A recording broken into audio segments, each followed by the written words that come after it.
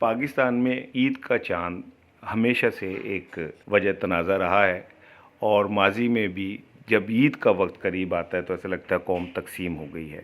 پہلے ماضی میں رویت ہلال کمیٹی اور مفتی پوپل زئی کے درمیان اس حوالے سے تنازع ہوتا تھا، لیکن اس بار اس میں ایک نیا ٹرننگ پوائنٹ آیا ہے اور اس میں ایک نئے کردار کا اضافہ ہوا ہے، اور وہ ہیں فواد چودھری جو وزیر سائنس ہیں۔ فواد چودھری کا کہنا ہے کہ جب ہم ربیع الاول، شب رات اور دیگر اسلامی مہینے جو ہیں اور ان کی تاریخوں کا تعین سائنس کی مدد سے کر لیتے ہیں تو عید کا چاند دیکھنے کے لیے اتنی تردد کرنے کی کیا ضرورت ہے۔ اب دیکھنا یہ کہ اس بار چاند کس کا چڑھتا ہے، مفتی پوپل زئی کا چڑھتا ہے، مفتی منیب الرحمان صاحب کا چڑھتا ہے یا فواد چودھری صاحب کا چڑھتا ہے۔ دیکھنا یہ کہ قوم کس کے چاند کو مانتے ہوئے عید منائے گی۔ سعودی عرب میں کل اتوار کو عید ہو گئی ہے، پاکستان میں اب اگلے چند گھنٹوں میں اس کا فیصلہ ہوگا، لیکن شواہد یہی کہہ رہے ہیں کہ اس بار ہو سکتا ہے فواد چودھری کامیاب ہو جائیں اور وہ پوری قوم کو عید جو ہے سعودی عرب کے ساتھ منوانے میں کامیاب ہو جائیں۔ پوپل زئی صاحب بھی ڈیفینیٹلی فواد چودھری کے ساتھ کھڑے ہیں کیونکہ وہ سعودی عرب کے ساتھ عید کرنے پہ